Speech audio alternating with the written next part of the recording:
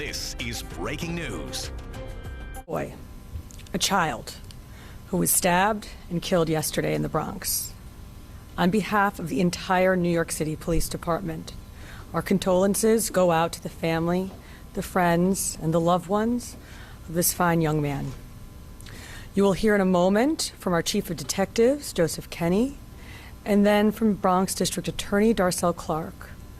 But I can tell you that this morning, NYPD detectives assigned to the 4-0 squad arrested Waldo Mejia, a 29-year-old male, for the murder of Caleb Rijos. Mr. Mejia is a career criminal with 4 prior unsealed arrests.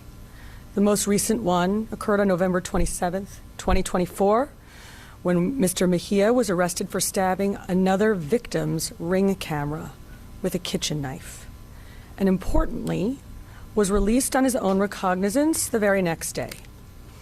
In 2019, Mr. Mejia was arrested for burglary and arson after lighting another victim's residence on fire. And in 2017, he was found to be in possession of a 9mm gun loaded with 9 rounds, including 1 in the chamber. Lastly, in 2015, Mr. Mejia was arrested in possession of a knife. Importantly, Mr. Mejia also has a documented history of mental health interaction with the NYPD. The details of this heinous incident and the subsequent investigation are as follows. At about 9 a.m. Friday morning, a passerby saw a young boy collapse between 2 parked cars on East 138th Street and flagged down EMS. The victim had 2 stab wounds to the chest and was rushed to Lincoln Hospital, where he was tragically pronounced deceased. This should be difficult for everyone to hear. Detectives from the 4-0 squad immediately began a video canvass, and footage they recovered showed what appeared to be an unprovoked attack on the child. From this video, a clear image of the perpetrator was captured and circulated to all members of the service. A member assigned to the Transit Bureau immediately recognized the photo from a wanted flyer for a person of interest in an assault to an unprovoked stabbing that occurred on January 5th at the entrance to the subway station at East 138th Street and 3rd Avenue in the Bronx. Detectives, thinking the suspect could be local to the area, performed a 1,000-foot radius search in our domain awareness system around the January 5th subway crime scene and got a very interesting result. 750 feet away, an earlier crime was reported in which an individual stabbed his neighbor's ring camera. The suspect in that case, Mr. Waldo Mejia, was charged and released on his own recognizance. When detectives showed the arresting officer in that case the images taken from Friday's stabbing, she immediately recognized the perp as Mr. Mejia. Officers now knew who they were looking for and, importantly, where he lived. They obtained footage from the same ring camera he'd stabbed weeks prior and saw him leaving his residence a few minutes before Friday's stabbing. 40th Precinct patrol officers were posted near Mr. Mejia's home, and just after midnight this morning, they spotted him returning to the building. They approached him, and they detained him without incident. When he was arrested, Mr. Mejia was wearing the same sneakers and pants he wore during the homicide, and he was in possession of a bloody knife. Mr. Mejia, a violent recidivist with a documented history of mental health interactions with the NYPD, is now at the 4-0 precinct being processed on a murder charge. Today, a 14-year-old boy is dead, a family is devastated, a city is in mourning, and the systems that we have in place to deal with repeat offenders and individuals with severe mental health issues continue to fail us. Thank you. Thank you, Commissioner. Good afternoon.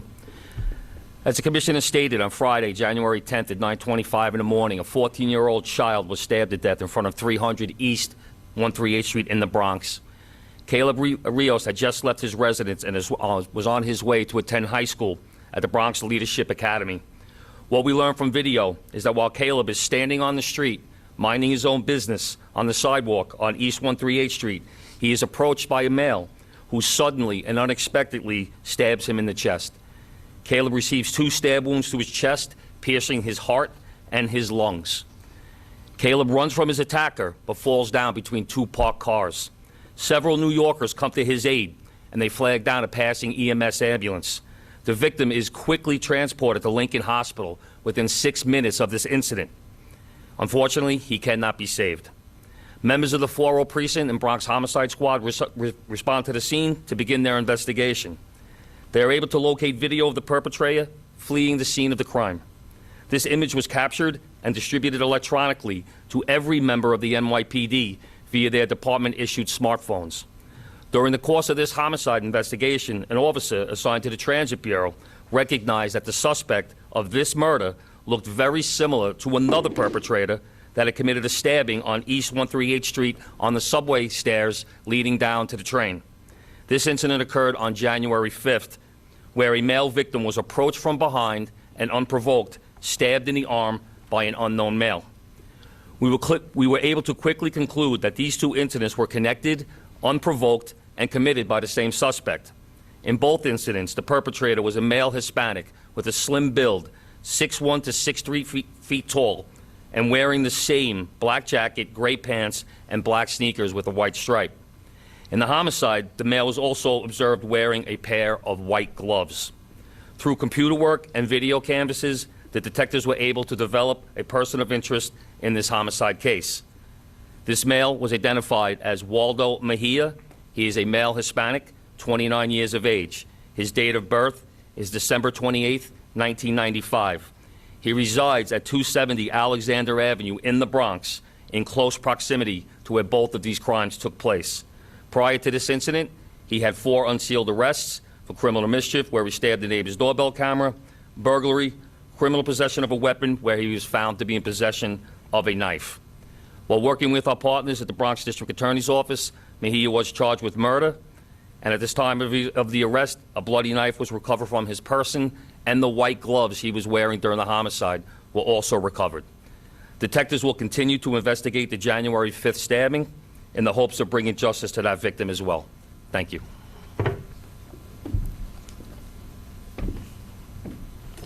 Thank you, Commissioner Tisch and Chief Kenny, and thank you to the NYPD for the incredible work that has been done on this very tragic incident.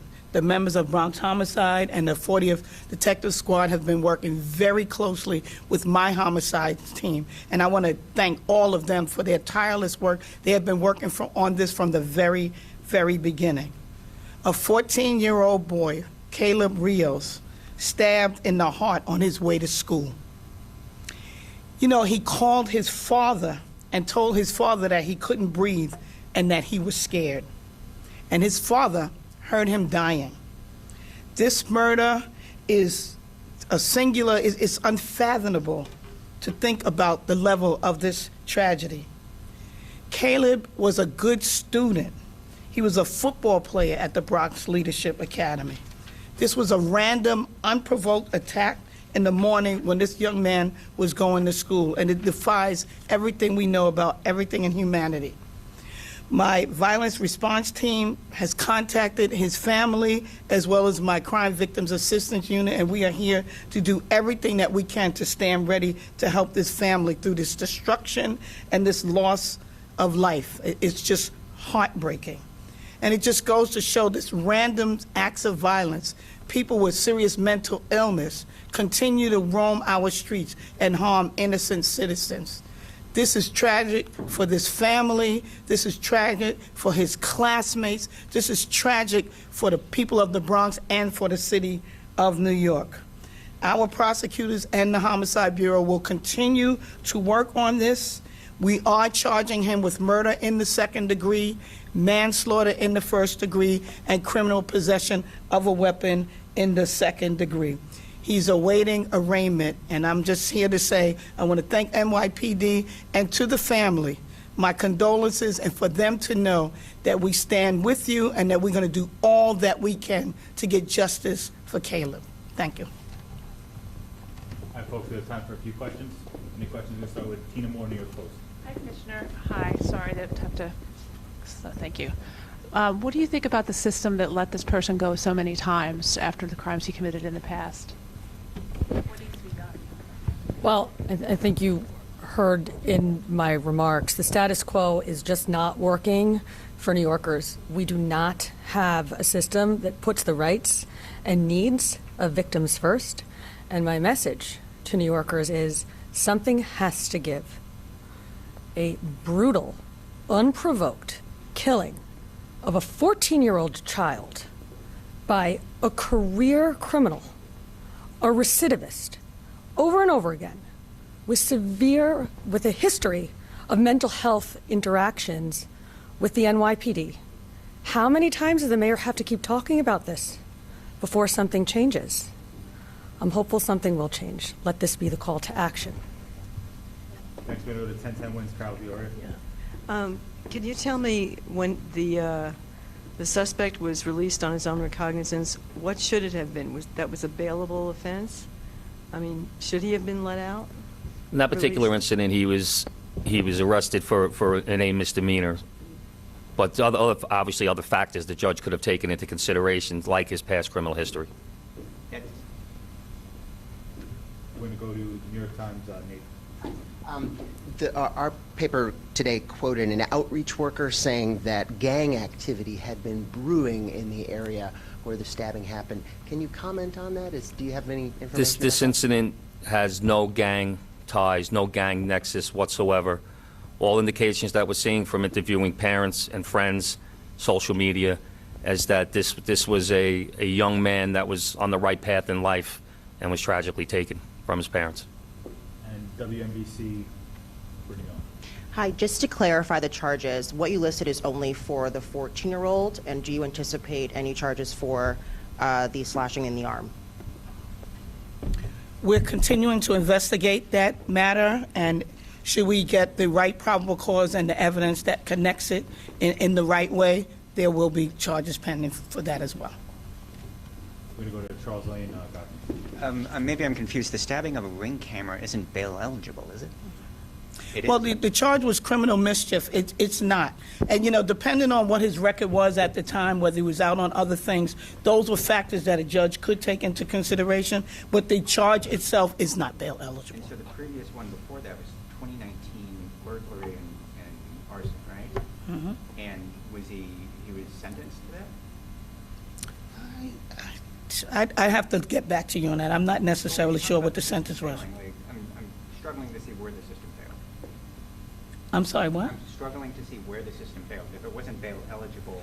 Well, the misdemeanor was not. 2019 is before the changes happened with the bail laws. But was So he sentenced on that? Like, It was prosecuted. I'll tell you later what the disposition was.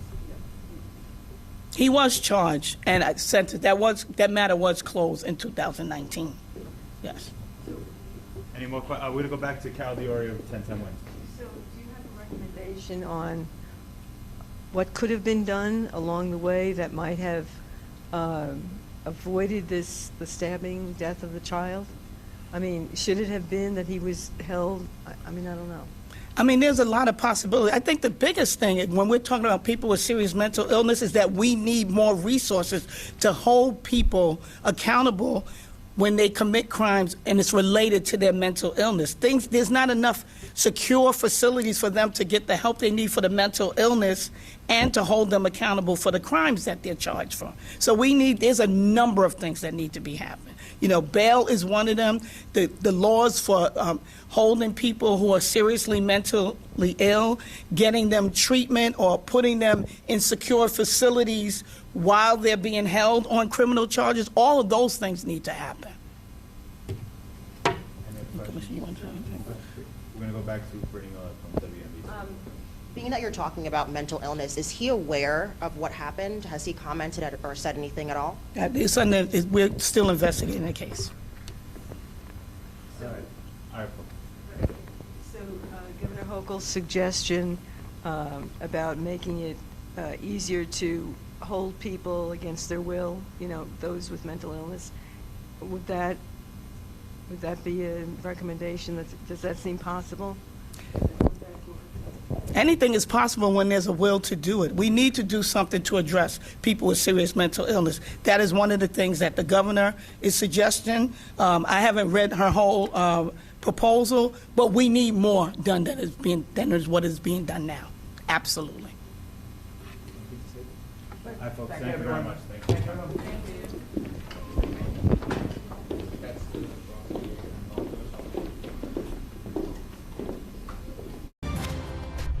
This has been breaking news.